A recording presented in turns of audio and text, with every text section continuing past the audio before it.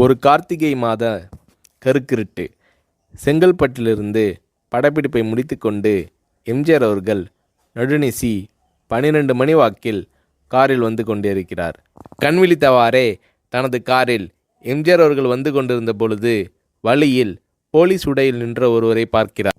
எம்ஜிஆர் அவர்களின் கார் அவரை கடந்து செல்கின்ற போது எம்ஜிஆர் அவர்களின் நெஞ்சில் பொறி தட்டுகிறது. ஆள் நடமாட்டமே இல்லாத இந்த அர்த்த ராத்திரியில் அந்த போலீஸ்காரர் பஸ்ஸுக்காக காத்து நிற்கிறார் என்பதை எம்ஜிஆர் அவர்கள் புரிந்து கொள்கிறார். உடனே தனது டிரைவரிடம் காரை நிறுத்த சொல்கிறார் எம்ஜிஆர். கார் பின்னோக்கி வருகிறது. போலீஸ்காரரின் அருகில் காரை நிறுத்தி கதவை திறந்து ஏறுங்கள், எங்கே போக வேண்டும் என்கிறார் எம்ஜிஆர். பரவாயில்லை, நான் பஸ்ஸிலே வந்து விடுகிறேன் என்கிறார் அந்த போலீஸ்காரர்.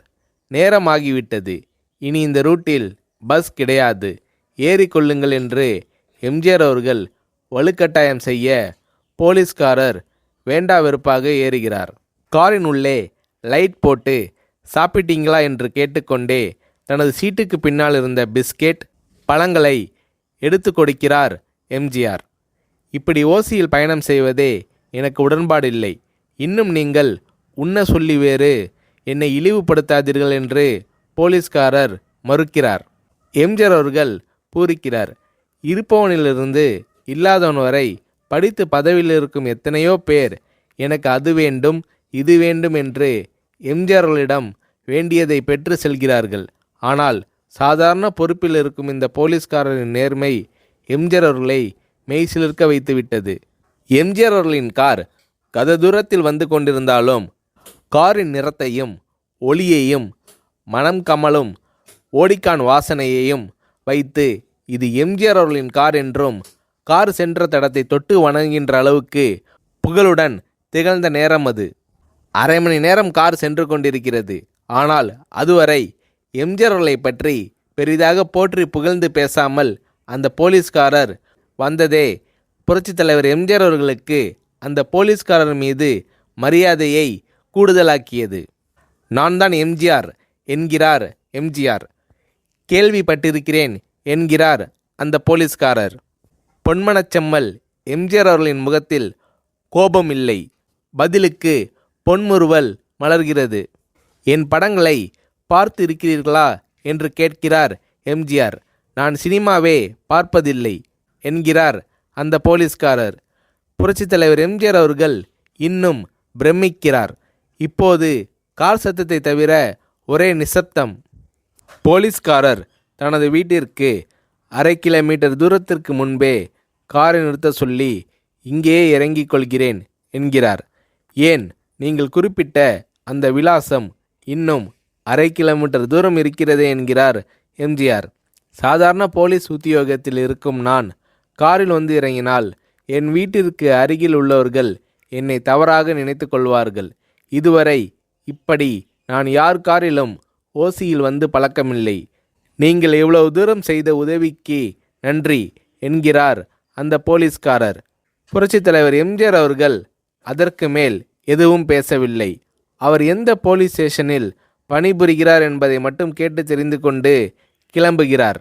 அடுத்த நாள் செங்கல்பட்டு போலீஸ் ஸ்டேஷனுக்கு ஃபோன் செய்து நான் எம்ஜிஆர் பேசுகிறேன் என்கிறார் எம்ஜிஆர். ஃபோனை எடுத்த டிஎஸ்பி உதறலோடும் உற்சாகத்தோடும் தலைவரே வணக்கம் என்கிறார். இரவு சந்தித்த போலீஸ்காரரை பற்றி விசாரிக்கிறார் எம்ஜிஆர். அந்த டிஎஸ்பி சொல்கிறார், நீங்கள் குறிப்பிடும் அவர் இன்று விடுப்பில் இருக்கிறார். அவர் கையூட்டு வாங்காதவர், கடமை தவறாதவர், காவல்துறையின் நேர்மைக்கு இவரே இலக்கணம். வெற்றிலை பாக்கு, பீடி, சிகரெட் போன்ற போதை வஸ்துக்கள், நாடகம், சினிமா போன்ற பொழுதுபோக்கு அம்சங்களையெல்லாம் இவர் அறியாதவர். கல்யாண வயதில் உள்ள 3 பெண்களையும் கரை சேர்க்க முடியாமல் கஷ்டத்தில் இருக்கிறார் என்கின்ற விபரம் டிஎஸ்பியால் எம்ஜிஆர் அவர்களுக்கு சொல்லப்படுகிறது. அவரை நாளை என் தோட்டத்திற்கு வர சொல்லுங்கள் என்கிறார் எம்ஜிஆர். கேட்டுக்கொண்ட டிஎஸ்பி உங்களோடு ஃபோனில் ஆளுக்கு ஒரு வார்த்தை பேச இன்ஸ்பெக்டர், சப் இன்ஸ்பெக்டர் உட்பட எல்லோரும் ஆசைப்படுகிறார்கள். ஃபோனை அவர்களிடம் கொடுக்கலாமா என்கிறார். எம்ஜிஆர் அவர்கள் கொடுங்கள் என்கிறார். பேசுகிறார். அந்த போலீஸ் ஸ்டேஷனே புண்ணியம் பெற்றதாக மகிழ்ச்சி அடைகிறார்கள் அந்த போலீஸ்காரர்கள். மறுநாள் அந்த போலீஸ்காரர் ராமவரம் தோட்டத்திற்கு அழைத்து வரப்படுகிறார். அவரிடம் பேப்பரில் மடித்த பெரிய பணக்கட்டை கொடுத்து, இதை வைத்து உங்கள் பெண்களின் கல்யாணத்தை நடத்துங்கள் என்கிறார் எம்ஜிஆர். போலீஸ்காரர் மறுக்கிறார். நான் ஏதாவது உங்களிடம் காரியமாற்ற சொல்லி அதற்காக கொடுத்தால் அது தவறு. என்னால் ஆக வேண்டியது உங்களுக்கும், உங்களால் ஆக வேண்டியது எனக்கும் எதுவும் இல்லை.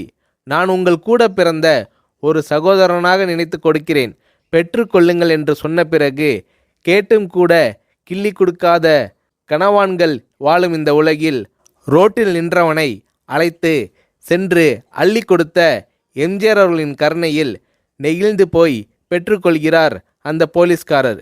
பிறகு ஒரு தேதியில் புரட்சித் தலைவர் எம்ஜிஆர் அவர்களே சென்று அந்த போலீஸ்காரரின் 3 பெண்களின் திருமணத்தையும் நடத்தி வைத்து வாழ்த்தி இருக்கிறார்.